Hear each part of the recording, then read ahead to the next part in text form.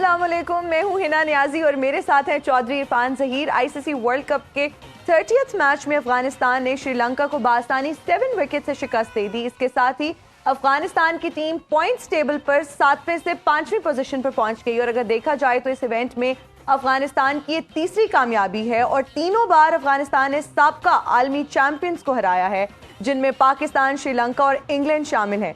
इसके अलावा एक और बहुत बड़ी न्यूज़, ब्रेकिंग न्यूज़ के इंजी भाई ने इस्तीफा दे दिया है और आज हम जिस भी चैनल पर स्विच कर रहे थे हमें यही खबर देखने में मिल रही थी। इरफान साहब, आप क्या कहेंगे? बिल्कुल, अगर पहले हम इस मैच के जैसे आपने कहा तो ऑब्वियसली ये 5वें नंबर पे आ चुके हैं और इस बार पहली दफ़ा इन्होंने वर्ल्ड कप में 2 कंसेक्टिव मैच जीते हैं ऑन द ट्रॉट और 3 मैचेस जीत के ऑब्वियसली इस हंट में आ चुके हैं सेमीफाइनल के लिए। दूसरी जो आपने इंजमामुल हक के हवाले से कही, ऑब्वियसली उन्होंने इस्तीफा दे दिया है और एक ये न्यूज़ 4-5 दिन से मीडिया में काफ़ी सर्कुलेट थी और ज़का अशरफ साहब ने इनको आज बुलाया था और उस हवाले से मीटिंग होनी थी बट इन्होंने इस्तीफा भिजवा दिया। इस पर काफ़ी लंबी डिस्कशन है, हम कोशिश करेंगे कुछ पहलुओं पे अपने लेजेंड से भी बात करते रहें और इस पर भी रहनुमाई ज़रूर लें। बट अनफॉर्चुनेट पार्ट इसमें हिना साहब से ये है कि वर्ल्ड कप चल रहा है, आपकी टीम खेल रही है, जो भी आपके इश्यूज थे, इन्वेस्टिगेशन थी, व्हाटसोएवर, आपने जो कुछ करना था, वंस टीम इज बैक तो आप उसके बाद बात करते। ड्यूरिंग वर्ल्ड कप का उनका मैच है वो पहले गिरे हुए हैं, उनका कॉन्फिडेंस शैटर्ड है। आप उसके दौरान आपका चेयरमैन इस तरह की स्टेटमेंट देगा और वो इस तरह की सारी चीजें होंगी क्योंकि वो फादर फिगर का रोल होता है, तो मेरा ख्याल है ये थोड़ा सैड और अनफॉर्चुनेट है। ड्यूरिंग वर्ल्ड कप बिल्कुल नहीं होना चाहिए था, उसके बाद होता तो शायद तज्जिया तो आपने अब दे दिया। अब क्या एनालिस्ट से अब क्या पूछना रहेगा? नहीं, उनसे आंसर पूछेंगे। रमीज सर कुछ कह रहे हैं। अस्सलाम वालेकुम सर, आप कुछ कह रहे हैं? कुछ नहीं कहना। I knew this. और हमारे साथ मौजूद है इंडिया से रमीज हसन राजा और साथ दे रहे हैं हमारे कॉल लेजेंड आकिब जवेद और हमारे रेजिडेंट एनालिस्ट जो है इजहार बाजवा। अस्सलाम वालेकुम जी। कैसे जी? ठीक ठाक है सब? जी रमीज भाई, आपकी तरफ ही आएंगे, कुछ तो कहेंगे आप, जारी बात है कि सारा जो सिनेरियो सुना आपने और देखिए मेरी सारा थंडर आपने चुरा लिया है, तो मैं अब क्या बात करूं। और दूसरा मुझे साहब जो है वो कोई बात नहीं करेंगे बोर्ड के मुतालिक, ये भी अजीब सी खबर है वैसे। जी हाँ बिल्कुल ऐसे ही है। बिल्कुल, और हमारे पैनलिस्ट के अलावा हमारे शो में बहुत ही खास मेहमान भी मौजूद हैं। हमारे साथ इस वक्त मौजूद हैं फिरदौस आपा। अस्सलाम वालेकुम, कैसी हैं आप? वालेकुम अस्सलाम। आपा कैसी हैं? मैं ठीक हूँ। आपा वैसे अब तो गर्मियाँ आ गई हैं, आपने अभी भी सर्दियाँ आ गई हैं, आपने गर्मियों वाला सूट पहना हुआ है। लॉन का सूट क्यों पहना हुआ है? अब तेरे से मैं एक सवाल कर लेती हूँ, ठहर जा। मुझे एक बात बता, तूने सारी जिंदगी फेसबुक पे मानो बिल्ली बन के गुजारी है, तो ये बता कि चुप कर, मेरी बात सुन, मुझे मुक्के भी चलाने आते हैं, ठीक है? नहीं, फेसबुक पे तुम जो मानो बिल्लियां बन के खेलती हो लड़कों के साथ, ये मानो बिल्लियां चूहे भी खाती हैं? नहीं ना, बताओ तुम जी, ये मानो बिल्लियां चूजे खाती हैं? आप कैसी बातें करिए, मेरा एक ही अकाउंट है, ऑफिशियल अकाउंट है। तुमने मानो बिल्ली के नाम से ही बनाया है? नहीं, वो मेरे अपने नाम से है। आप किसी मानव बिल्ली ने मेरी तस्वीर लगाई हुई है, इसमें मेरा क्या कसूर है? बात करती हैं आजकल की। मैं कहती हूँ इंसान का ना दिल साफ होना चाहिए। हिना नियाज़ी, अपना दिल साफ करो। मुंह के लिए तो तुम ब्यूटी क्रीम खरीद लेती हो। आपा हुआ क्या है, आप इतने गुस्से में क्यों हैं? आपा क्या एक आधे साल का फर्क है, तुम आपा कहीं जा रही हो सारों के सामने। मुझे चले आप मुझे आप ही बोल लें, मैं इसमें भी खुश हूँ, ठीक है? ओके ही ना आपी। ओह गॉड। आपके साथ आपके पहलू में मौजूद है ARK, a very known fashion designer. पता नहीं लेकिन हम इनको नहीं जानते। मुझे तो ये गुस्सा आ रहा है कि इस शो में एक कम था, एक और बुला लिया।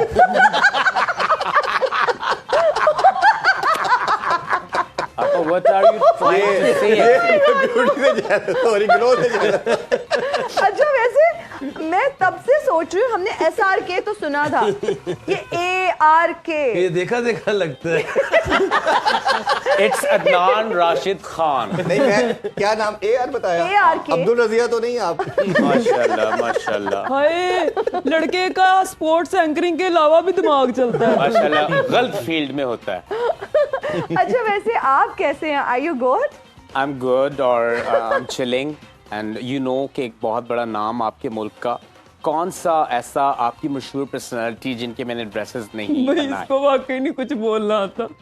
इसने आज पर्सनालिटी भी गलत ही बोला है। पर्सनालिटी आपको पता है आपा आपको ग्रूमिंग की जरूरत है।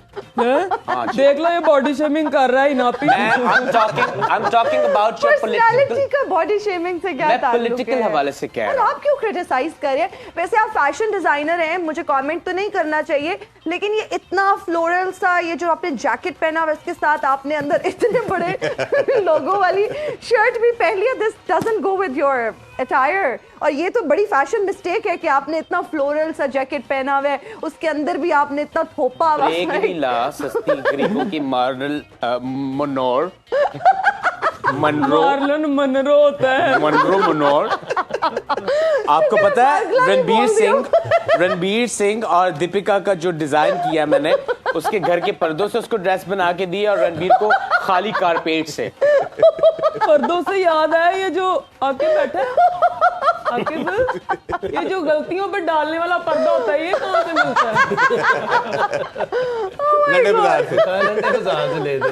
अकल वाला पर्दा कहाँ होता है?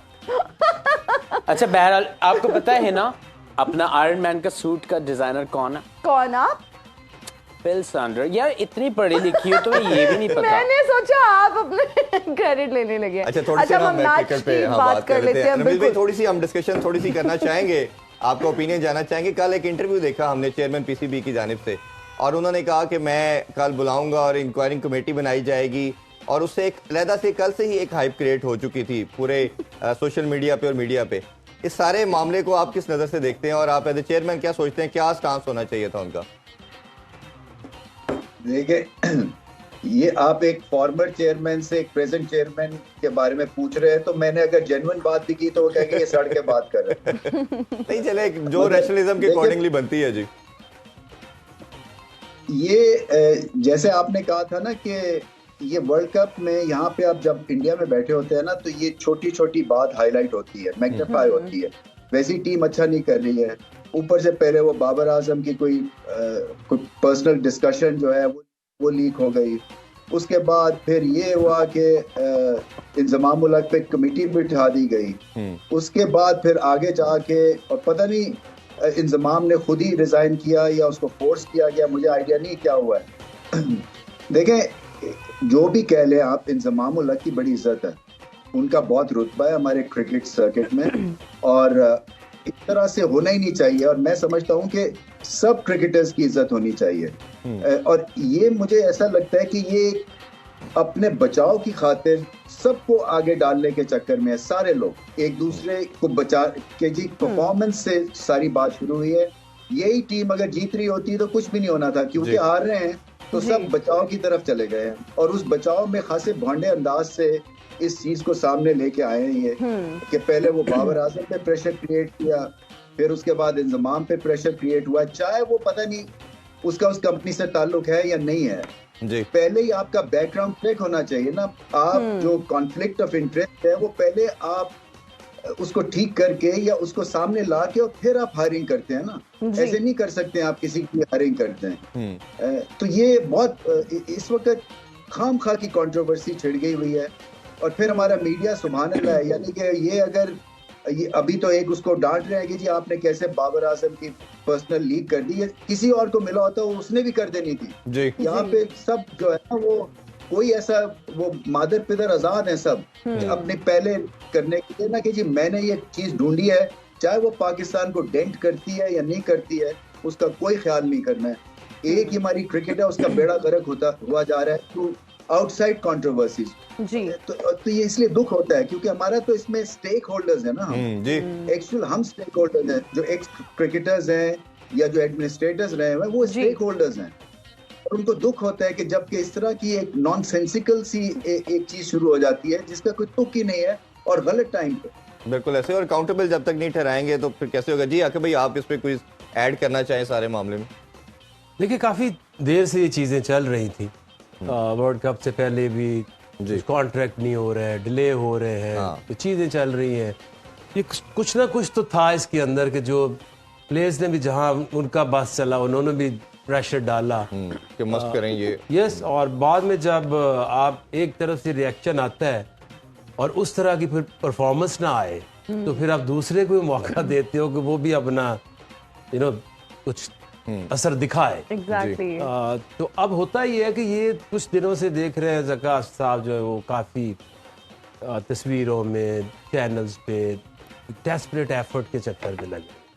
अभी 5 तारीख को कुछ एक्सटेंशन होनी है या नहीं होनी वो भी नहीं कंफर्म। सबसे बड़ी तो प्रॉब्लम मेरे लिए यही है कि ये जो हर 6 महीने 8 महीने में ऊपर आपका टॉप ही स्टेबल नहीं है, तो नीचे अब वो जो प्लेयर्स हैं या मैनेजमेंट है वो ये समझते हमें तो कोई पूछने वाला ही नहीं है जी। जो चेयरमैन क्रिकेट बोर्ड बहुत स्ट्रॉन्ग एक पर्सनैलिटी होती, बड़े उसके one man can change any one's life, क्योंकि उसको इस तरह हमारा जो चेयरमैन है उस तरह का चेयरमैन नहीं होता कि गवर्निंग बोर्ड है और वो इलेक्ट होके आते हैं तो उनको कोई नीचे पूछने वाला है, उनको कोई पूछने वाला नहीं सिवाय प्राइम मिनिस्टर ऑफ पाकिस्तान।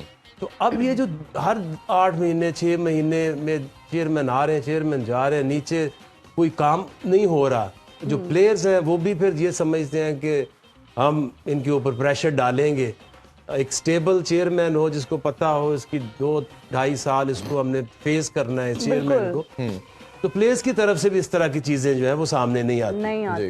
तो आई थिंक सबसे बड़ा फॉल्ट तो एक वीक पोजीशन चेयरमैन की और उसके बाद ये जो असल में हम तो फ्रेंचाइजीज के हवाले से भी ये प्लेयर्स मैनेजमेंट इसका आइडिया मुझे तो काफी है कि तालाब चलाते हैं और ये तमाम ये सारी इनकी कंपनी है जी।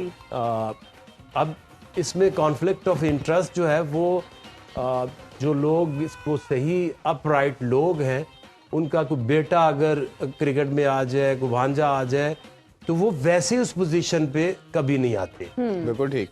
तो ये तो मैं समझता हूँ कि एथिकली अगर आपके रिलेटिव्स, इनका बेटा भी अब सिस्टम में आ चुका है अंडर 19 उस लेवल पे, अच्छा, तो आपको उस पोजीशन को एक्सेप्ट ही नहीं करना चाहिए।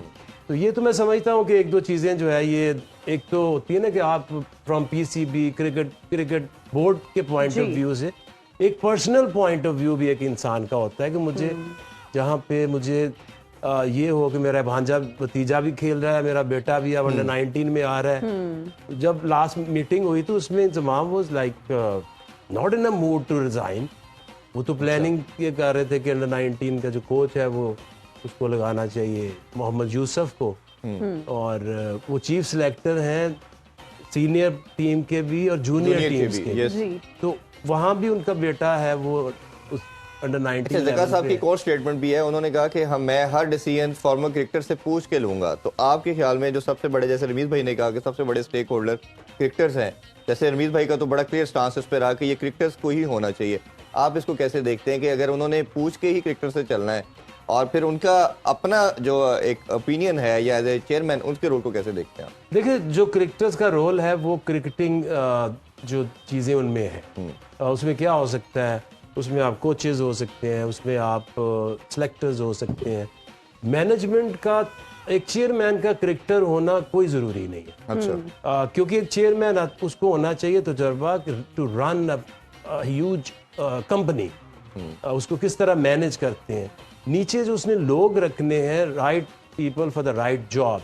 जहाँ पे क्रिकेटर्स की जरूरत है वहाँ क्रिकेटर्स होने चाहिए, और जहाँ पे एडमिनिस्ट्रेटिव की बात है वहाँ पे एक क्रिकेटर को एडमिनिस्ट्रेशन का अगर तजुर्बा नहीं है तो आप उसको वो जॉब नहीं दे सकते।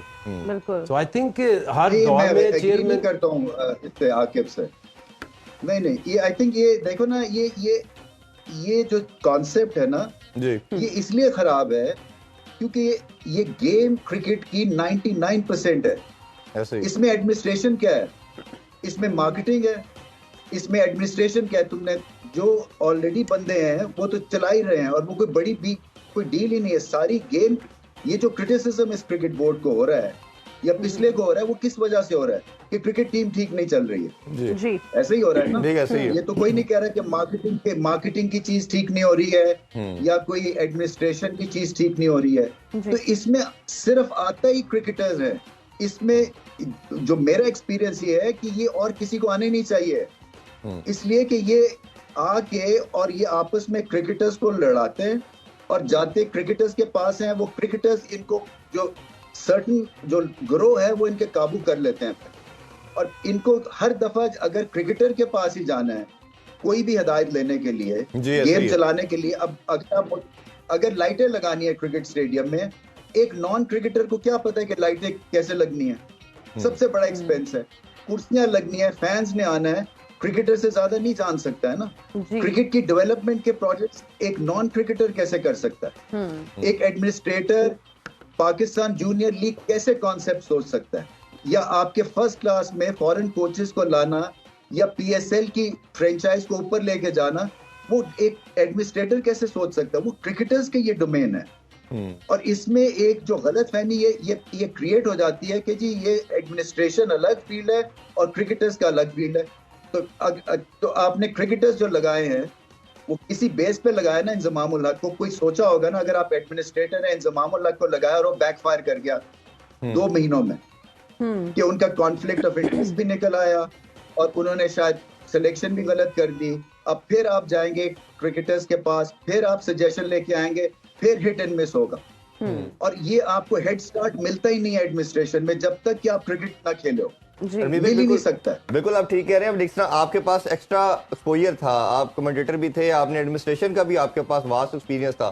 कहीं ना कहीं मेरा ख्याल है सब क्रिकेटर्स के पास भी तो ऐसा नहीं है ना जी, कोई ऐसे हम्बल बैकग्राउंड से हैं जिनका एकेडमिक कैरियर नहीं है। इरफान ये पॉइंट नहीं है, ये पॉइंट नहीं है। अगर जब तक कि वो उनको लेके नहीं आएंगे एडमिनिस्ट्रेशन रोल में, तो कैसे आगे बात बनी? इस वक्त ICC में आपके 4 या 5 एक्स क्रिकेटर्स हैं जो कि चेयरमैन लगे हुए हैं जी। और ये आहिस्ता आहिस्ता सब चले और एक्सपोज हो जाते हैं। नॉन क्रिकेटर्स ICC में एक्सपोज हो रहे हैं, इसलिए कि जब क्रिकेट की बात होती है तो वहां पे एडमिनिस्ट्रेशन नहीं चलती ना, क्रिकेट की बॉडीज है ना ये।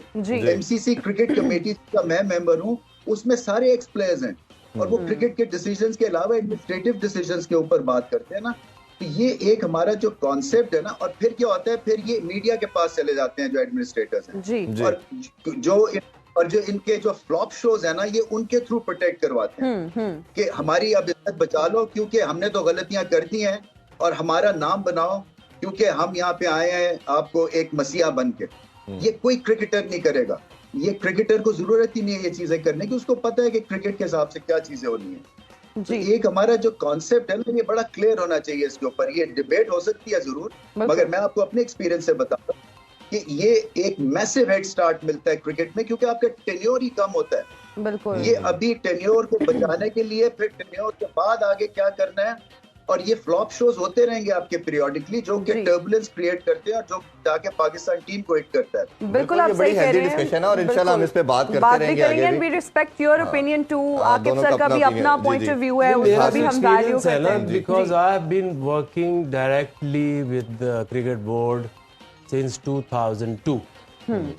उसमें बहुत सारे चेयरमैन आए, मैंने उनके साथ काम भी किया जी। जो नंबर 1 है वो है तोकीज़िया जी। ज़बरदस्त उन्होंने काम किया, अकेडमीज बनाई, डेवलपमेंट का काम किया, ग्राउंडें बनाई। उसके बाद नसीम शाह और क्या था उनका नाम, नसीम जी, नसीम हसन जी, वो आए थे डॉक्टर नसीम, हाँ जी। Wonderful work.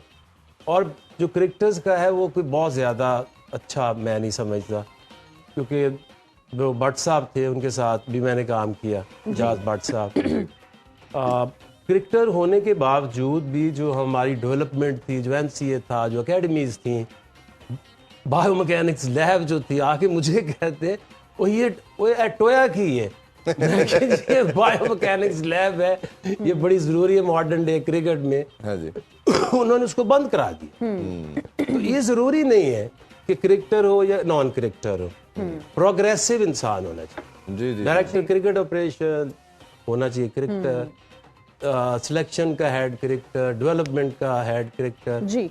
तो जहाँ क्रिकेटर की जरूरत है वहाँ क्रिकेटर होना चाहिए। और ठीक है, आपका अपना ओपिनियन है, सर का अपना पॉइंट ऑफ व्यू है। हम इजहार से क्रिकेट पे बात करेंगे, आज के मैच के हवाले से हम बात करेंगे। अगर हम अफगानिस्तान की बात करें, उनकी बैटिंग की बात करें, आप किस तरह से देखते हैं आज उनकी performance? Afghanistan things seem to be getting in the right direction for Afghanistan. उन्होंने इंग्लैंड को हराया, फिर पाकिस्तान को हराया, आज श्रीलंका को हराया, and now they stand a very good chance of qualification, outside chance of qualifying for the semifinals. और बड़ा जो मेरे लिए बहुत खूबसूरत चीज़ रही आज के मैच में, जो मुझे सबसे खूबसूरत लगी उनके आज के मैच में, वो जितना कामली उन्होंने टारगेट चेज किया, और उन्होंने जैसे छोटे छोटे टारगेट्स रखे हुए थे कि हमने 10 ओवर में 50 स्कोर करना है, 20 ओवरों में 100 स्कोर करना है, और बिल्कुल भी पैनिक नहीं किया।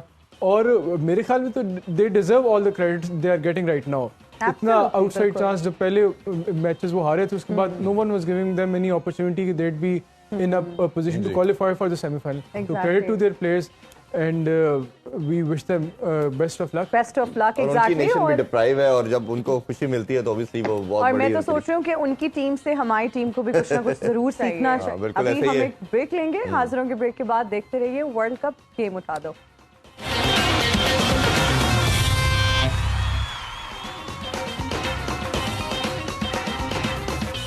And we are right back after the break. You're watching World Cup मस्तियाँ, और फिरदौस आप हमारे साथ मौजूद हैं, फैशन डिजाइनर ARK भी हमारे साथ मौजूद हैं। आप मुझे ये बताएं, ये फैशन डिजाइनर बिल्कुल आपके साथ बैठे हुए हैं, कोई फैशन टिप्स आप इनसे लेना चाहेंगी?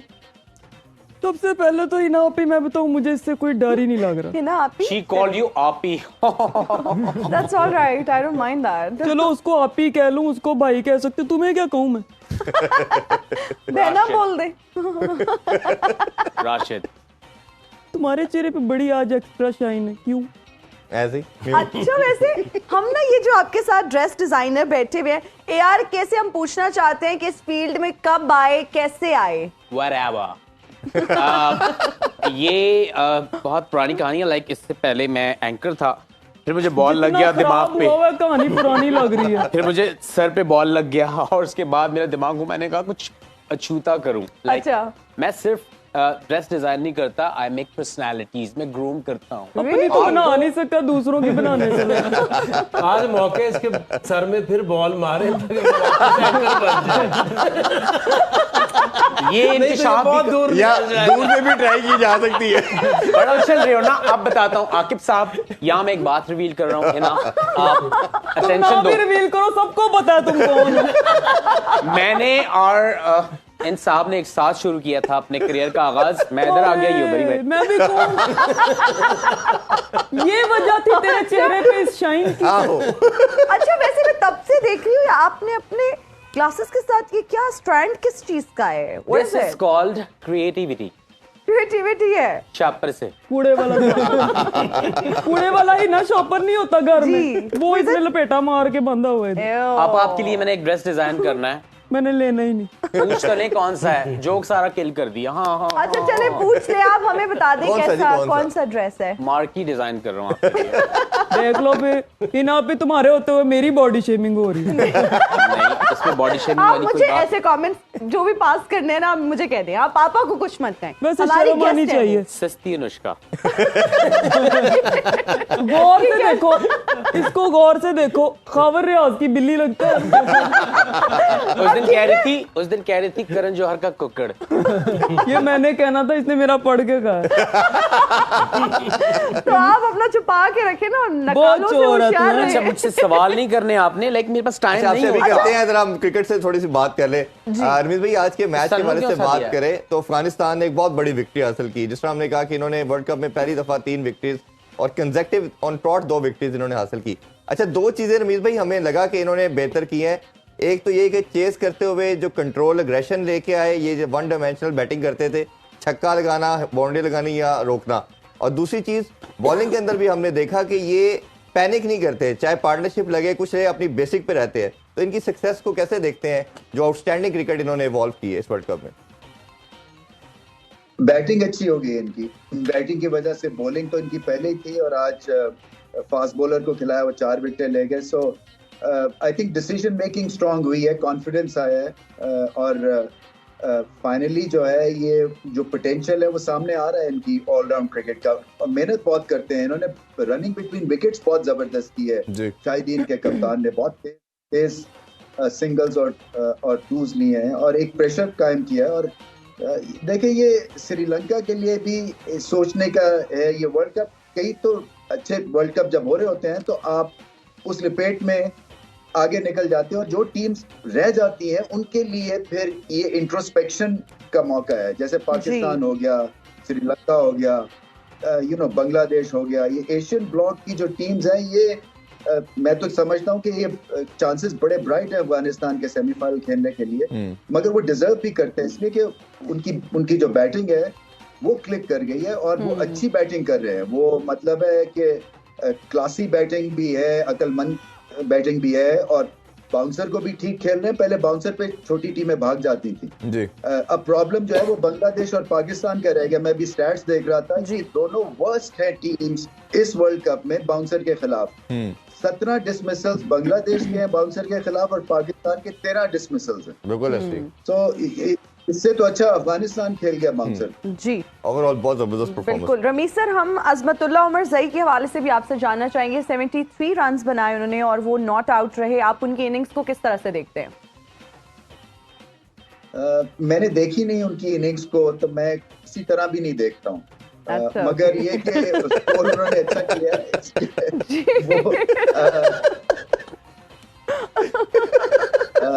देखिए उस वक्त ये नहीं कहा, आंखों से देखता हूँ। आज नहीं देख पाए आप जो है ना वो इतने स्पेसिफिक मुझसे सवाल ना किया करें। ठीक है सर, आगे सर हम आपसे यही आपका थोड़ी सी देखी आपके टीवी पे आई, वैसे ऐसे मार रहा था बाउंसर्स को। नहीं, उन्होंने काफी बाउंसर्स मारे हैं जी। वो जो उनकी वो मधुबाला मधुशंकी, उसने जो जबरदस्त बॉल की है सुबह, वो किसी भी बैट्समैन को होती राइट हैंड को। तो वो जो शाइन वाली बॉल नहीं, जो लेट स्विंग, और उसके बाद उन्होंने इसके ऊपर ही काफी हमला रखा उमर ज़ई के ऊपर, बाउंसर्स किए हैं, बट उसने 2 छक्के मारे हैं बाउंसर्स के ऊपर जी। आई थिंक कि जो उन्होंने अच्छा डिसीजन लिया, वो पिच को देखा, टीम को देखा, नूर को ले गए पाकिस्तान के खिलाफ। तो वो जो मैनेजमेंट है, कैप्टन है, कोचेस है, को दिमाग चल रहा है, बिल्कुल चल रहा है। They know what's going on, game awareness. और आज देखो रिप्लेस करके जिसको डाला वो मैन ऑफ द मैच बना। बिल्कुल, और उसने 4 विकेटें ली। और जैसे ही आप 240 आजकल जो क्रिकेट हो रही है उसमें फिर जब आप चेज करने जाते हैं तो आप जब तक ऊपर से 2-3 विकेटें न गिरे, आपके लिए वो पैनिक सिचुएशन बनती ही नहीं है। और उनके जो बीच वाले बैट्समैन है, शाहिदी है, इब्राहिम है, दूसरा जो क्या नाम था उसका, रहमत शाह, वो प्रॉपर टेक्निकल बैटिंग करते हैं। सो आई थिंक ऊपर से वो एक है उनके पास गुरबाज जो खुल के खेलते हैं, बाकी वो टेक्निकल बैटिंग। पहले उनको शुरू में आउट कर लिया था 0 पे, बट उसके बाद बड़ा आउटस्टैंड। लेकिन ये वहां पे प्रॉब्लम आ सकती है ना कि जहां आपने 300, 330, 40 करना है, तो फिर गुरबाज का ऊपर से रन करना जरूरी है। सर आपसे भी ये जानना चाहेंगे, जो गेम अवेयरनेस की हम हमेशा बात करते हैं कि कैप्टन की गेम अवेयरनेस सबसे इंपॉर्टेंट है। हमारा अनफॉर्चुनेट पार्ट ये देखा कि जब हमको विक्ट्री हासिल करते हैं, सोच लेते हैं अगले 6 महीने यही कॉम्बिनेशन खेलना है। अब ये देखें कि अफगानिस्तान वैसे टीम को मालूम था कि पाकिस्तान लेफ्ट आर्म स्पिनर फंसेगी, नूर अहमद को डाला, 3 आउट किए, मैन ऑफ द मैच था, उसको बैठा दिया, और फजल फरूकी को दोबारा डाला, वो मैन ऑफ द मैच बना। ये जो गेम अवेयरनेस, मैच्योरिटी प्लेयर के अंदर भी और थिंक टैंक के अंदर, यही सक्सेस नजर आ रही है। इस डिसीजन को कैसे देखते हैं? ये ना सिर्फ कैप्टन का इसमें रोल होता है, बल्कि जो आपका बैकरूम स्टाफ होता है या टीम मैनेजमेंट होती है, उसका बहुत इंपॉर्टेंट रोल होता है, या जो आपके एनालिस्ट होते हैं जो एनालाइज करे होते हैं हर ऑपोजिशन प्लेयर्स की वीकनेसेस और स्ट्रेंथ्स को, कि ये शॉर्ट बॉल को कैसा खेलते हैं, फुल बॉल को कैसा खेलते हैं, स्पिन के अगेंस्ट कैसे हैं। तो ये नज़र आ रहा है कि जो अफगानिस्तान का बैकरूम स्टाफ है वो बड़ी मेहनत कर रहे हैं, और जो ख़ास तौर पे जॉनथन ट्रॉट, वो नज़र आ रहा है कि उनकी एफर्ट नज़र आ रही है। उनके पास अपने खिलाड़ियों को वो हर मैच के हिसाब से एक प्लान देते हैं, पिच के हिसाब से, कंडीशंस के हिसाब से, ऑपोजिशन के हिसाब से प्लान देते हैं, और खिलाड़ियों को भी क्रेडिट जाता है कि जो उनको प्लान दिया जाता है उसको वो अच्छी तरह एग्जीक्यूट करते हैं। जिस तरह पुणे की में आज मैच था, वहाँ पे जो पिच है बड़ी एक बैटिंग विकेट उसको कंसिडर किया जाता है। उस जैसे ग्राउंड में अगर आपने श्रीलंका को 230-40 पे रिस्ट्रिक्ट कर लिया है, उसमें भी रिस्ट्रिक्ट भी 180-85 पे 7 खिलाड़ी आउट हो गए थे श्रीलंका के। वो तो टेल ने 40-45 रन बनाए, जुल्लू मैथ्यूज और तीक्षाना की जो पार्टनरशिप लगी जो 230 तक ले गए, तो उस पर रिस्ट्रिक्ट कर लिया। फिर बाद में जब टारगेट चेज करने गए तो उन्होंने बड़ा कंपोजर दिखाया, कामनेस दिखाई। तो नज़र आ रहा है कि जो उनका बैकरूम स्टाफ है वो एफर्ट कर रहा है, प्लान दे रहा है खिलाड़ियों को, और खिलाड़ी भी उस प्लान को एग्जीक्यूट कर रहे हैं। और मेरे ख्याल में भी they have a very good chance of qualifying for the semifinals, क्योंकि अगले जो मैचेस हैं उनके साउथ अफ्रीका है, ऑस्ट्रेलिया है और नेदरलैंड्स है। और साउथ अफ्रीका और ऑस्ट्रेलिया को ये स्पिन पे फंसा सकते हैं।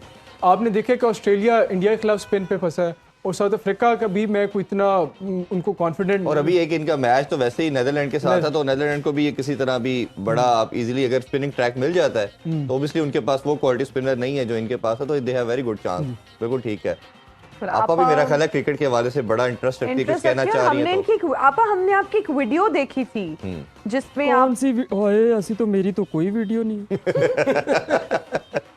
जिसमें बैटिंग कर रही थी आप। इतना टाइम नहीं है, घंटे का लाइव जो पूरा स्टेटमेंट एक दफा बोला था। मैं अभी बोल रही थी, आपने खुद ही कह दिया मेरी ऐसी कोई वीडियो नहीं है। मैं ये पूछ रही हूँ कि आप क्रिकेट खेल रही थी और आपकी एक वीडियो हमने देखी। देखो ये होता है तरीका, क्रिकेट आपकी वीडियो देखी। ड्रैग ना करें, बस कंप्लीट करें प्लीज। ड्रैग तुम, मैं ड्रैग कर रही, तुम मेरे को टाइम नहीं हैगा। अंदरों है छेती मुकाओ चदरा दा शाहरुख अंदरों है वे। आपा आपके बारे में ये बोल रही है या कंप्लीट करो ना, कि मुझसे कुछ सवाल करना है तो करो। पापा दी डैमेज परी लग रही है। अच्छा आपा वैसे ये बताएं आपकी फेवरेट डिश कौन सी है, क्या खाती हैं आप? जो ये ना वैसे तो मैं खाती हूँ शौक से पकौड़े। लेट मी गेस मुल्क। मुल्क में जो अनवाउ इकसाम के खाने वो पकौड़े खाती हूँ, पर ये ना देखो पकौड़े आपके फेवरेट है? पकौड़े फेवरेट है। ये जो लड़का है ना शरारती, इसकी लेट चेक कर, इसको मेरे भेजा था दही लेने, तो यहाँ फैशन बना के दही लेके जा रहा, दही खा गया चापर का। आपको पता है आकिब साहब, चुप, लाफ्टर मोमेंट नहीं किल करते, कितनी दफा समझाया है। हंसो, पहले हंसते हैं, एंजॉय करते हैं, फिर बोलते हैं। आपको पता है लोग, मुझे बहुत खुशी होती है, लाइक जिस पूछते हैं ना कि आपने क्या पहना है, तो कहते हैं कि यार हमने ARK पहना हुआ है। मैं बहुत है, आपने क्या पहना हुआ है आज? अपने कपड़े पहने हुए कम से कम ARK नहीं पहना। अच्छा वैसे मैं इंटरेस्टेड हूँ क्योंकि पहनने से मुझे एक बात याद आई ही ना, देखो अब मैंने तुम्हें आप ही कह दिया। सर्दियों का मौसम है, आज मैं तुम्हें बहुत बड़ी जिम्मेदारी के साथ एक बात बताने लगी। जी प्लीज बताएं। देखो आप ही, मैं नहीं चाहती तुम्हारा टाइम और पैसा खराब हो। अच्छा लंडे अभी ना जाना, माल नहीं आया। When designer is here, have no fear. ARK यहाँ मैंने तुम्हें 2-3 दफा लंडे में देखा है पहले ही। आप ही नहीं जाती है? मना किया था, मैं होके आई है ना। अच्छा मैं क्या चलो उधर तो भला कर दो।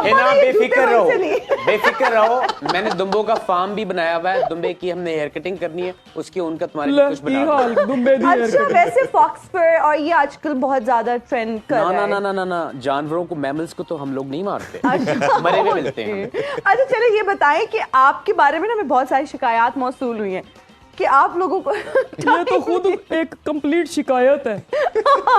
आप लोगों को टाइम नहीं देते हैं। काम करो, सारा प्रोग्राम एडनाल कर लो। नहीं आप प्लीज बताएं, आप प्लीज। जी आप लोगों को टाइम नहीं देते हैं, आप ऑर्डर्स ले लेते हैं फिर टाइमली डिलीवर नहीं करते हैं। माय गॉड, एक तो हमारे पास टाइम पूरे 12 महीने नहीं होता क्योंकि पूरा साल हमारा सीजन होता है। और किस किस को टाइम दे, मुझे तो यकीन जानो 5-6 जोड़े मेरे जो मैंने अभी तैयार करने हैं वो भी चीख के कह रहे थे राशिद हमें टाइम दे, राशिद हमें टाइम दे। मैंने कहा आई डोंट हैव टाइम।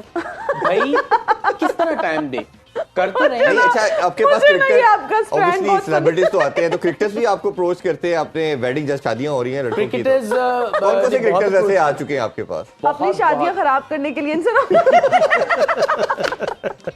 चलिए बताइए। Expecting from you Hina. अच्छा चले प्लीज बताइए। Whatever। हाँ बहुत सारे आपके सेलिब्रिटीज हैं, आप जितने इंडिया गए हुए हैं। इवन रमीज साहब की मैंने 2-3 शर्ट्स भी डिजाइन की हैं। आई एम श्योर उन्होंने पहनी नहीं होगी, उन्होंने फेंक दी। हर मौसमी फैशन सुहाना लगता है। हाय क्या हर मौसमी फैशन सुहाना लगता है, अब तो हर लड़का छबाना लगता है। It's ARK। अच्छा वैसे ARK आप जल्दी से ये बता दें, नहीं कहते हैं आप बस हम आपका कंक्लूडिंग रिमार्क्स लेना चाहेंगे। Wedding season is just around the corner, क्या कोई डिजाइन कर रहे हैं? यानी आप क्या चार्ज करते हैं ये पूछना चाह रही हैं? नहीं ये चार्ज करते हैं नहीं करते हैं, जल्दी से बता दें। फ्रिज, टीवी, घर, गाड़ी, बंगला भी। ये दूल्हा चार्ज करता है दुल्हन से। मैं तो मिनिमल सी चार्जेस जो है वो दुल्हन से लेता हूँ। क्लाइंट को देख के डिपेंड करता है, उसको उस तरह ही बिहेव करता हूँ, देख के पता चल जाता है यार इससे कितना चार्ज। इनसे कितने पैसे लेंगे आप? अगर फ्री है इनका फ्री है, तो उल्टे लेंगे मुझसे आपसे तो बहुत पैसे निकालूंगा। नहीं नहीं नहीं, क्या बात करें, इनको फ्री में मुझसे पैसे लेंगे। मेरी सहेली ना बन। चलिए हम अपना विनर को भी अनाउंस कर दें। हम हमें जो वीडियो मैसेजेस आते हैं व्हाट्सएप पर और लोग हमसे क्वेश्चंस पूछते हैं, इनफैक्ट हमारे एक्सपर्ट से पूछते हैं, तो आज के जो विनर है वो असद हफीज फ्रॉम फैसलाबाद। आपको बहुत बहुत मुबारक हो और उनके लिए जी बॉल जी ओके ये साइन कर दे और बड़ी असद खुशी होती हफीज है। तुम्हें बहुत बहुत मुबारक मुबारक मुबारक। असद आपको बहुत बहुत मुबारक हो और आप लोग पार्टिसिपेट करते रहें, अपने वीडियो मैसेजेस हमें भेजते रहें जिसमें आप हमारे एक्सपर्ट से जो भी सवालात पूछना चाहते हैं आप पूछ सकते हैं और फिर हम उसमें से एक बेस्ट सवाल जो आप पूछेंगे वो चूज करेंगे और आप तक ये गिफ्ट हैम्पर पहुंच जाएगा। बिल्कुल हिना, मेरा ख्याल है इजाजत चाहते हैं सबसे। रमीज भाई आपका बहुत शुक्रिया, आकिब भाई इजहार आपका बहुत शुक्रिया और आप दोनों का बहुत शुक्रिया। इंशाल्लाह कल मुलाकात होगी। आप लोगों से अपना बहुत ख्याल रखें। अल्लाह हाफिज। पाकिस्तान जिंदाबाद।